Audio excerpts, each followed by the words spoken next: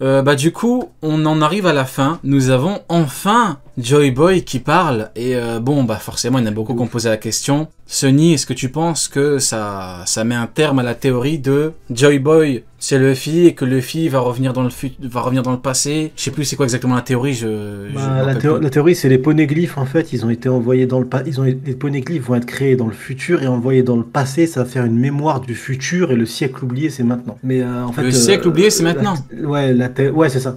La théorie, elle est morte depuis Zunisha, frérot. Elle est morte au chapitre 1 de One Piece. Donc à partir de Elle là, est morte frérot, avant même d'avoir existé. ouais, elle est morte avant la naissance d'Oda, En frérot. mode Okutonoken. C'est comme le Tina High. Tu ne le sais pas encore, mais ta théorie est déjà morte. Avant la naissance du père de Oda, la théorie elle fonctionnait pas, frérot. C'est comme Tina Avant la High. naissance du crayon papier, la théorie elle était morte, frérot. Y a pas de- Ah, mais c'est mort, si ça avait été le cas, ils auraient reconnu Luffy, c'est pas. Enfin, je sais pas. Non, mais il y a plein de il y a trop de trucs. Mais là, Joy Boy a parlé, et surtout, ce qui est intéressant, c'est la personnalité. C'est pas du tout Luffy, c'est tout sauf un stratège. Tu vois, Luffy, c'est vraiment. Tu peux lui donner toutes les qualités du monde, mais c'est absolument pas un stratège. Donc, je vois jamais Luffy dire à un de ses gars. Écoute-moi, à ce moment-là, tu feras ça et tu feras. Non, c'est absolument pas le cas. Joy Boy, du coup, a une personnalité. Ce qui est intéressant, c'est que Joy Boy doit être un peu loufoque, version Luffy, tu vois, parce qu'il s'appelle quand même Joy Boy, mais il a une personnalité à part. Après, je vais pas rentrer dans les détails et j'attends la vidéo qu'on sort avec le frérot. On parle de Joy Boy, mais en tout cas, pour moi, ce que ça veut dire sur tout ce chapitre-là, c'est que Joy Boy est différent de Luffy, quoi. Même dans la façon d'être, tu vois. Ok. Bon bah du coup, Ken, t'es d'accord avec ça, hein, la théorie est morte. Non, mais la théorie, elle est tombée à l'eau depuis longtemps. Et puis en plus, ça veut dire quoi? Ça veut dire que Luffy, il a perdu dans le passé.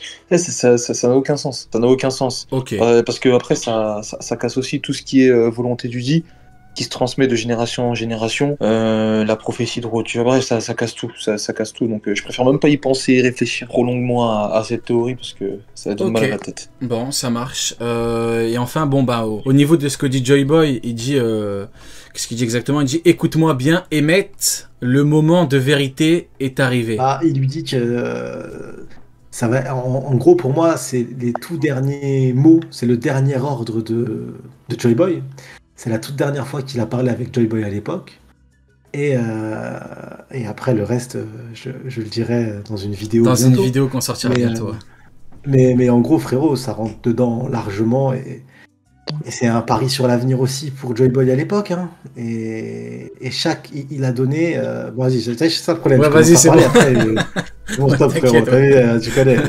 Bon, Autant faire la vidéo tout de De suite. toute façon, le plus important au niveau de la fin de... Parce que peut-être qu'on aura Joy Boy qui parlera plus au prochain chapitre, dans 2 semaines, mais c'est surtout la patate de forain que lui envoie Emmett. Tout à l'heure, il y a Parp Lafrotte qui, bizarrement, qui a chié sur Emmett. Il dit on ronfle Emmett. Ouais, frérot, je comprends pas.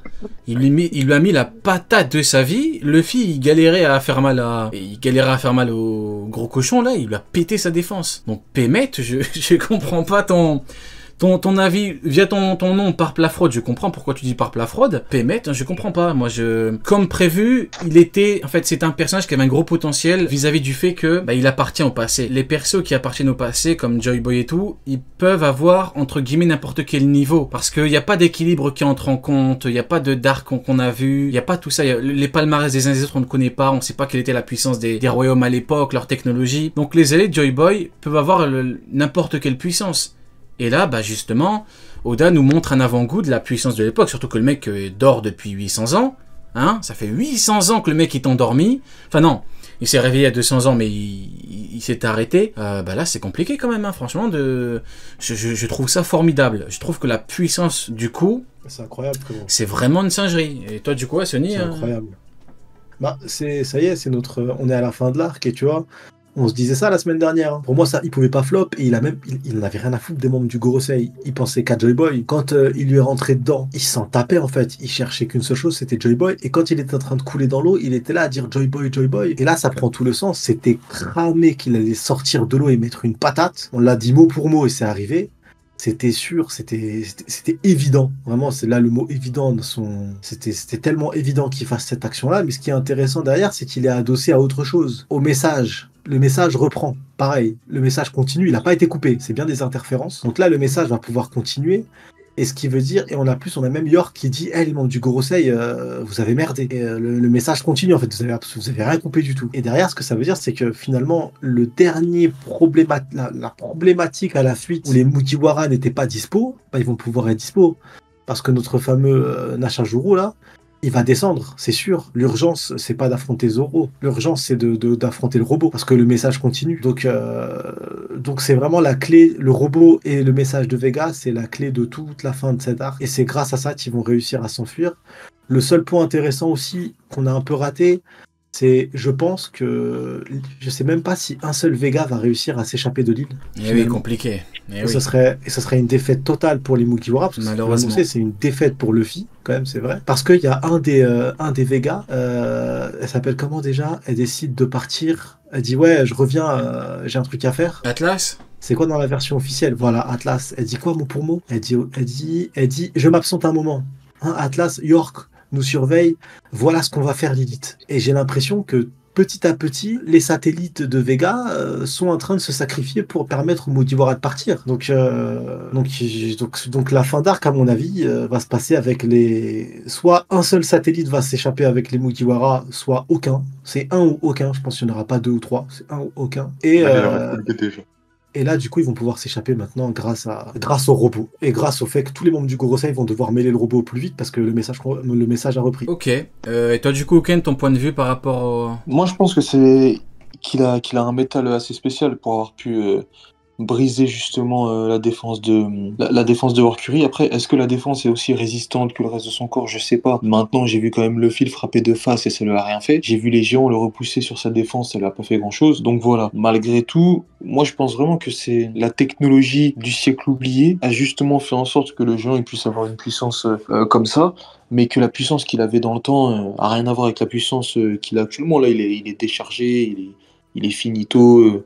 En fait, c'est intéressant parce que quand Workury lui a foncé dessus, il a perdu des morceaux de métaux. Et quand justement le géant il l'a frappé, ça a été la même chose aussi dans le sens inverse. Donc ce qu'il a fait, c'est déjà énorme.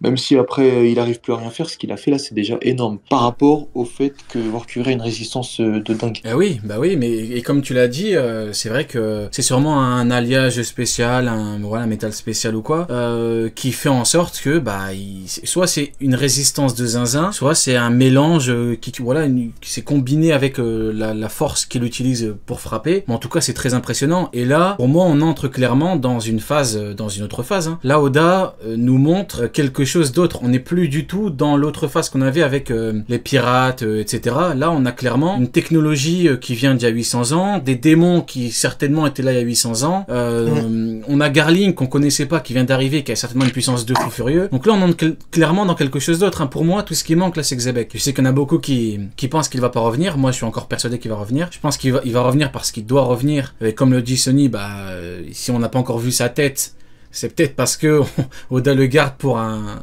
retour. Voilà. Donc pour moi, c'est le seul truc qui manque. Hein. Il manque Xebec, après t'auras Im, et puis après t'auras la totale. Hein. Parce que là, clairement, le mec qui détruit sa défense, ça te montre une puissance de fou d'il y a 800 ans. Et vu que normalement, on est censé surpasser la puissance de l'époque, normalement, on va... à l'époque, ils se battaient avec des armes antiques. Ah, c'est chaud, hein. C'est une dinguerie. Ils s'affrontaient à coups d'armes antiques, à coups de... Si jamais Emmett, c'était un guerrier aussi. À mon avis, le ciel, il se sépare en deux plus d'une fois. Le combat était terrifiant. Et comme tu as dit à juste titre, l'affrontement qui arrive sera encore bien plus fort parce que l'affrontement qui arrive va mettre un point... va fermer cette guerre qui a commencé il y a 800 ans. Il y a 900 ans. Ok. 800 ans, donc ça va être violent. Hein. Mais du coup, Actu, écoute, tu as le dernier mot, ton point de vue par rapport à Emmett. Emmett, il avait un peu que dans les derniers chapitres. Il s'était fait éjecter par Workury, ça avait coupé la transmission de Vegapunk. Mais là, je trouve qu'il s'est bien rattrapé. Il a tapé la défense de Workury alors que même Luffy ne pouvait pas le blesser. Bon, je pense que c'est surtout parce que c'est la défense. Alors, je pense que sa peau, elle est plus résistante. Mais c'est quand même un bon mot de Emmett. Le message, il reprend. On a la première fois où Job Boy parle grâce à lui. Donc, masterclass de Emmett sur ce chapitre. Ok, c'est vrai que, comme tu l'as dit, j'ai suivi un petit peu, il y a un mec qui t'a dit, t'as dit de la merde en disant qu'il avait flop au précédent chapitre, et c'est vrai que t'avais raison quand t'as dit, non, un mec qui t'a dit excuse-toi, je sais pas quoi, et toi t'as dit, mais non, semaine dernière, effectivement, il s'est fait éjecter, donc ça a coupé le truc, donc, à l'instant T, c'était un flop, mais c'est la vérité. À l'instant T, maintenant, Exactement. bien sûr, on savait qu'il allait faire des trucs de fou, même si bon, beaucoup pensaient l'inverse. C'est un petit peu compliqué en sachant qu'Oda a quand même bien utilisé le personnage, mais bon, c'est pas grave. Mais ouais, c'est vrai qu'à l'instant T, c'était un petit flop. Et surtout qu'on n'a pas pu avoir toutes les infos de Vegapunk à cause de ce flop. Mais bon, comme l'a dit Sony, ils s'en battaient un peu les steaks de Warcury, donc voilà. Ils s'en tapaient et heureusement, ça a sauvé le bail. Hein. Franchement, j'aurais été tellement déçu. Enfin, je pense que vraiment, sincèrement, si Oda avait donné des informations sur le dé ou des révélations sur expliquer exactement ce qu'était le dé, il aurait chié sur 25 ans d'écriture, quoi. Donc, heureusement qu'il l'a pas fait. Enfin, tu vois, ça n'a pas de sens. Ouais, c'est vrai, c'est vrai. Luffy, il peut pas savoir, il peut pas, et même le monde ne peut pas savoir ça à travers un message. Faut Oui, qu'il t'imagines, l'apprenne de hein, Luffy, mais qui Oden, aura appris lui de par son aventure. Oden et Roger, ils le disent bien, ils ont appris ce que c'était que le dé, ce qui s'est passé en intégralité sur la dernière île. Faut le mériter. Il y a une intrigue avec Robin, il y a une intrigue avec Pudding, tout ça. Et il fait quoi? Il relève Pudding après cet audio? Ouais, vas-y, dégage. Rien, c'est bon. J'ai les infos. Bah Ça n'a pas de- pour aller un peu Faut plus le loin, mériter, c'est un shonen. on a eu une fin de chapitre il y a même pas 2 ou 3 chapitres en arrière où t'as Rayleigh qui dit Vegapunk, je caricature un petit peu, ferme ta gueule. Concrètement, Rayleigh lui a dit Ouais, c'est tu ouvres trop ta Ouais, c'est bouche. ça. Donc on peut pas en fait on pouvait pas avoir toutes les révélations de Vegapunk en sachant que t'as une fin de chapitre avec Rayleigh qui dit ferme ta bouche quoi. Donc Mais frérot, Vega, on dirait moi quand j'essaie de parler de notre vidéo sans en parler, frérot. Je commence à... je parlais trop. Ah ouais, petit à petit, je balance. Ouais, bon, bah finalement, je vais vous dire ça. Bon, c'est pas grave. Donc, frérot, c'est pareil. Vega, il a dit ferme ta gueule, frérot, laisse-nous kiffer. Ta gueule. Ouais, comme sur Sabaody, quand Luffy dit à Usopp de pas poser la question à Rayleigh sur où est le One Piece. Ouais. Parce que faut qu'ils découvrent par eux-mêmes. Ouais, c'est vrai que là Luffy il a pas dit à Vegapunk, enfin il a pas dit que le message le fait chier là Luffy, c'est vrai que Parce qu'il écoute pas. Il écoute ah pas. ouais, soit il Il est écoute en guerre fire, il écoute Ouais. même pas ce qu'il dit. soit il écoute pas, Honnêtement, soit il se dit Luffy a même pas calé le message une seule fois. t'as dit quoi? Luffy il a même pas calé le message une seule Ouais, fois dans tout ouais, le- soit dans tout soit l'arc. c'est ça, soit Luffy se Si, dit si, il a calé le message. Message parce que quand à un moment, il respecte pas Kizaru, il le tient d'une seule main comme si c'était une poupée et il tient l'autre membre du Gorosei. Il dit ah, c'est quoi cette voix? Et en fait, il entend que c'est la voix de Vega. Donc en fait, il a conscience que Vega parle et il entend le début Donc- du message. Et du coup, le début du message où il dit bah, je suis mort. donc Parce peut-être si ce message que fonctionne, c'est que je suis mort. Donc, peut-être il que entend. Luffy il se Tout dit entend ah le message. peut-être que Luffy il se dit ah je suis arrivé assez loin, si je peux avoir quelques réponses en avance. Peut-être qu'il dit c'est bon, Ouais, je me suis ouais, tapé contre ouais, Kaido, ouais, Big je Mom, sais ça y est là. Il en a marre là. Il se dit ah ouais, en plus le prochain c'est Akainu, Si, non, même sur l'île d'Egghead, hein, le message il a. L'île d'Egghead écoute aussi le message. Ouais. L'île d'Egghead c'est pas le message est partout. Hein. Ouais, mais j'aime bien Ouais, j'aime bien l'idée comme quoi ils sont bas les steaks, quoi. Je reste sur cette idée.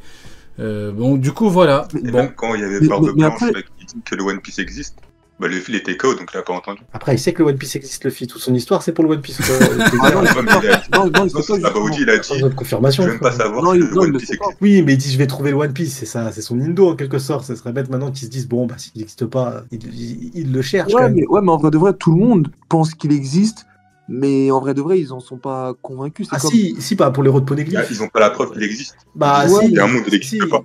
si. Ouais, non, ça c'était avant, c'était à Shabaudi. Là actuellement à Zou, ils ont appris que si. Et même avec quand ils ont raconté l'histoire de Oden et ainsi de suite, les Mugiwara, même à Zou, ils sont informés. Tu as tes 4 road poneglyphes. Et à la fin, tu arrives sur cette dernière île. La dernière île n'est pas Roadstar, c'est une autre île. Et c'est en allant sur cette île-là que tu pourras devenir le roi des pirates. C'est l'île que Roger a trouvée. Donc ils ont cette information. Pour eux, le One Piece existe. ben, merci à vous trois d'avoir été présents. Big up Actu. Merci à toi d'être venu. Merci mon frérot Ah, Sony. Et ben, merci au Ken hein, pour le retour. C'était sympa. Hein. Ouais, merci à toi, merci à vous. Hein. Normalement, si tout va bien, il sera là pour chaque Cross Guild. En plus, on est en fin d'arc. Hein. Là, il n'y a plus de message de Vegapunk. Là, c'est que les problèmes. Hein. Là, c'est les problèmes, les problèmes et les problèmes. Ça va être pas mal. Bon, bah merci à vous et puis passez une très bonne soirée. Bah, merci, Ciao, hein, les bonne gars. soirée.